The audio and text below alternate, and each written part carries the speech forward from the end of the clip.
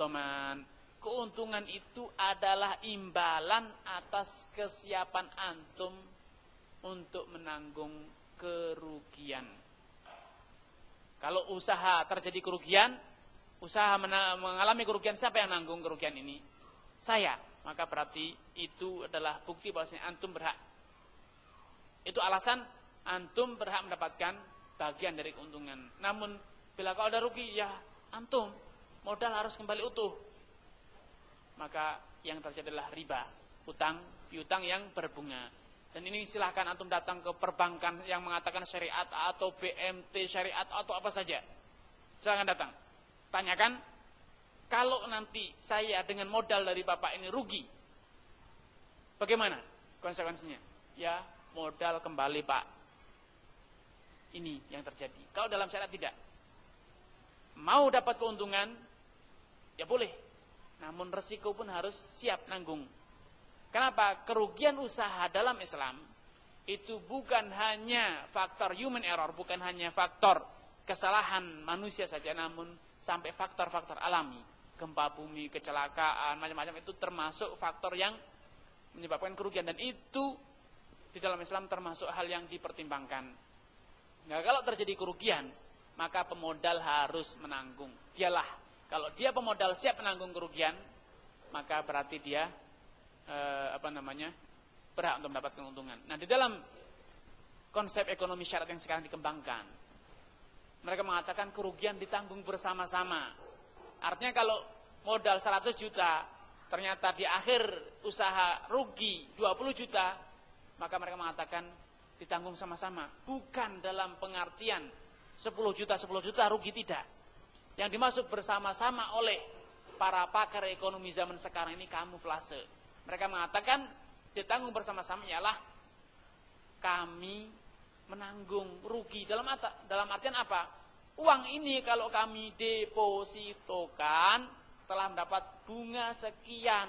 Nah sekarang kalau hanya kembali modal saja itu berarti kami telah rugi.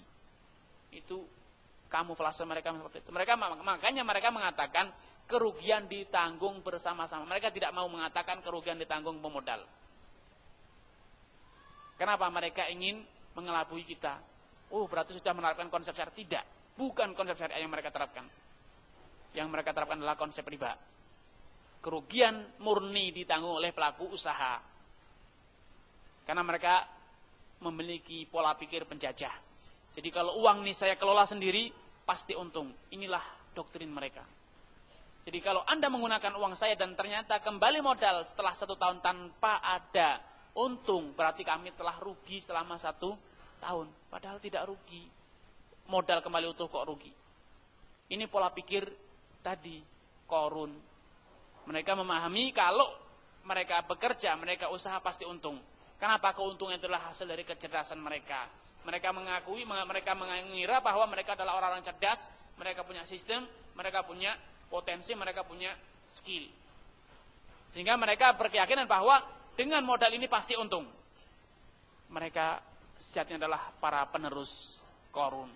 Mereka lupa bahwa untung dan buntung itu adalah karunia dari Allah Subhanahu wa taala. Itulah takdir Allah Subhanahu wa taala. Padahal betapa banyak orang yang kalau dia menjalankan suatu usaha dengan sendiri dia malah buntung. Namun kalau dia menjalankan unit usaha orang, dia untung. Dulu pernah ada salah seorang pengusaha besar, tapi dia pengusaha besar kalau menjalankan usahanya orang. Tapi kalau usaha sendiri dia buntung. Sampai begitu luar biasa, zaman sebelum krisis ekonomi 98, gaji dia di BUMN sudah 1M. Dia dulu direksi salah satu BUMN, gaji dia 1 miliar sebulan sebelum krisis ekonomi. Luar biasa. Sebelum 97, 98. Sehingga dia merasa kalau dia menjalankan usaha sendiri pasti dia akan seperti itu, akan untung besar. Karena BUMN yang dia pimpin ini betul-betul bagus. Sampai akhirnya dia diangkat jadi menteri, pun di zaman dia berhasil merombak Departemen Keuangan menjadi mencapai kemajuan yang luar biasa. Ia merasa besar kepala, ia sudah berhentilah kerja sama orang, menguntungkan orang jadi besar, namun tetap aja jadi ekor. Dia buka usaha sendiri. Ketika dia buka perusahaan sendiri, tidak ada yang mau beli. Akhirnya gulung tikar, kembali lagi lah menjadi pegawai. Karena memang jatah rezekinya di mana? Di saat dia jadi pegawai, bukan ketika dia jadi majikan. Makanya kita harus tahu diri, bahwasanya kegagalan usaha itu bukan hanya 1-2 faktor, namun 1001 faktor usaha itu bisa gagal. Karena tatkala dalam konsep mudharabah, musyarakah, yang menanggung kerugian finansial adalah pemodal. Dan pelaku usaha harus menanggung kerugian dalam bentuk apa? Skill, waktu, pikiran. Dia telah dikerahkan sekian lama, ternyata dia tidak mendapatkan bagi hasil. Itu adalah kerugian yang harus ditanggung oleh pelaku usaha. Namun pemodal, maka dia harus menanggung kerugian dalam bentuk materi. Baik. Al-Imam Syafi'i rahimahullah mengatakan, innama tumlakul ghullatu bid-dhaman fil milki sahih. Sesungguhnya keuntungan suatu harta hanya dapat dimiliki oleh orang yang bila ia siap oleh orang yang siap bertanggung jawab atas kerugian yang terjadi sebagai konsekuensi dari kepemilikannya terhadap harta tersebut atau barang tersebut. Innama tumlakul ghullatu bid-dhaman fil milki sahih. Prinsip ke-6, asas suka sama suka. Dalam Islam, Allah Subhanahu wa ta'ala dan Rasulnya betul-betul menghargai hak kepemilikan umatnya.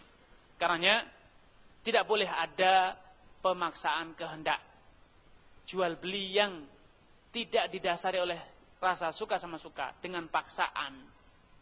Ini termasuk jual beli yang haram. Banyak ayat hadis yang menegaskan hal ini. Illa antakuna tijaratan antaradin, kecuali pernikahan yang didasar oleh suka sama suka. Lebih jauh Rasulullah mengatakan, innamal bai'u antaradin, yang dinamakan jual beli ya kalau dilaksanakan dengan apa? Suka sama suka. Kalau tanpa suka sama suka berarti bukan jual beli yang sah. Ini saya kira jelas, namun saya ingin menggarisbawahi. Asy-Syaikh Ibnu Utsaimin rahimahullah taala dalam sebagian mu'alafatnya, dalam sebagian tulisannya beliau menekankan, memberikan contoh yang sangat bagus. Akad yang tidak terpenuhi suka sama suka, yaitu jual beli karena sungkan. Ustadz yang beli, aduh nawarnya kok tega banget. Modalnya 10.000, ditawari ya 9.000 teganya Ustadz. Tapi kalau bukan karena Ustadz mau ditolak Ustadz sendiri. Nggak ditolak lah kok nemen. Ya akhirnya lah, nggak apa-apa lah, sungkan untuk mengatakan tidak. Ini termasuk jual beli yang haram. Kenapa? Tidak terpenuhi syarat suka sama suka. Saya contohkan kasus yang terjadi zaman Nabi SAW. Ketika Rasulullah pulang dari perang Tabuk, maka kebiasaan Rasulullah SAW adalah senantiasa berada di barisan paling belakang pasukan perang. Untuk ini termasuk keberanian Rasulullah SAW luar biasa. Pemimpin berada di barisan paling belakang, tanpa pengawal di belakangnya. Dialah pasukan yang paling belakang. Kalau ada panah dari belakang, dialah orang yang pertama kali kena. Itu keberanian Rasulullah SAW. Ketika beliau pulang dari perang Tabuk, dia ada paling belakang. Dan Jabir ibnu Abdullah kala itu berada di pasukan paling depan. Namun di tengah jalan, ontanya Jabir kelelahan. Sehingga pelan-pelan akhirnya sampai tersusul Rasulullah SAW sampai menjadi barisan paling belakang Jabir. Sampai dia sudah mutung. Sudah onta ini sudah dipukul, ditendang dengan cara apa? Sudah tidak mau jalan, kelelahan ontanya. Sampai dia berpikir lebih baik saya buang saja ontanya. Lebih cepat jalan dibanding nunggang onta. Capek mukulnya, ontanya tidak jalan-jalan. Jabir sudah ingin melepas onta tersebut. Sudah pusing dia ngurusi onta ini. Caranya bagaimana menggerakkan onta, karena sudah kelelahan. Ketika dia sudah kelelahan seperti itu mengurus ontanya, tiba-tiba Rasulullah SAW dari belakang menyusul beliau. Rasulullah SAW dan dipukul ontanya oleh Rasulullah SAW dengan tongkatnya. Tiba-tiba ontanya menjadi gesit lagi. Mukjizat. Ya, mukjizat. Sampai Jabir menjadi kembali merasa sungkan. Tadi sudah berbarengan Rasulullah, tiba-tiba ontanya gesit lagi. Akhirnya dia berusaha tarik tali kekang ontanya agar tidak mendahului Rasulullah SAW. Sungkan lagi, tidak enak. Kalau tadi tidak enak sudah capek, karena sekarang masa sudah bareng Rasulullah kok malah meninggalkan Rasulullah di belakang. Tidak enak. Di saat seperti ini Rasulullah mengatakan, ya Jabir bi'ni jamalak. Jabir, juallah ontamu padaku. Jabir merasa tadi sudah mau dibuang, berkat mukjizat Rasulullah SAW untuk jadi semangat, masa mau dijual kepada Rasulullah. Tadi sudah direncanakan dibuang. Ini menjadi semangat kembali adalah berkat mukjizat Rasulullah. Maka dia berpikir, kok sampai hati kalau menjual kepada Rasulullah. Makanya dia mengatakan, huwalaka ya Rasulullah. Ya Rasulullah, memang dari pertama tadi sudah mau saya buang. Kalau sekarang jadi semangatnya adalah buat kamu ya Rasulullah. Buat kamu ya Rasulullah. Tidak mau saya jual, buat kamu. Kata Rasulullah, bi'ni jamalak. Jabir jual kepadaku. Rasulullah tidak mau menerima hibah Jabir ini. Karena apa? Rasulullah sadar ini hibah yang didasari rasa sungkan. Tadi sudah mau dibuang, masa mau dijual kepada Rasulullah. Padahal onta ini menjadi sehat kembali. Kenapa? Mukjizat Rasulullah sungkan. Maka Jabir tidak mau menjual. Bi'ni jamalak. Kata Jabir, huwalaka ya Rasulullah. Sampai 3 kali. Tatkala tidak ada jalan untuk memberikannya secara hibah, dan hanya ada satu cara Rasulullah SAW menerima, Rasulullah tetap ingin membeli onta itu. Tidak ada cara lain. Jabir akhirnya, ya sudah, kalau memang harus dengan cara jual beli, maka naluri pedagang Jabir hidup. Terjadilah negosiasi dengan Rasulullah SAW.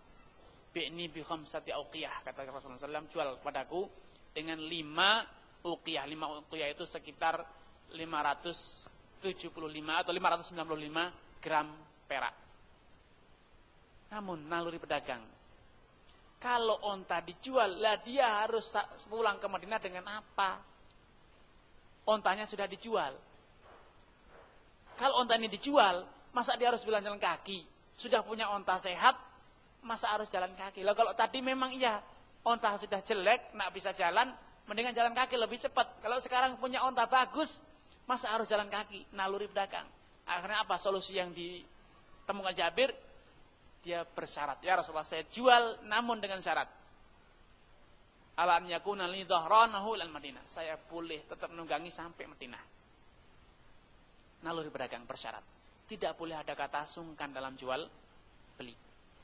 Maka Rasulullah SAW mengizinkan Jabir dengan persyaratan ini. Demikianlah. Ini contoh bagaimana perdagangan sejatinya harus dijalankan. Tidak boleh kata. Kalau memang tidak boleh, ya tidak boleh. Siapapun dia, ustadznya atau mertuanya, calon mertuanya, tidak peduli. Jual beli, ya jual beli.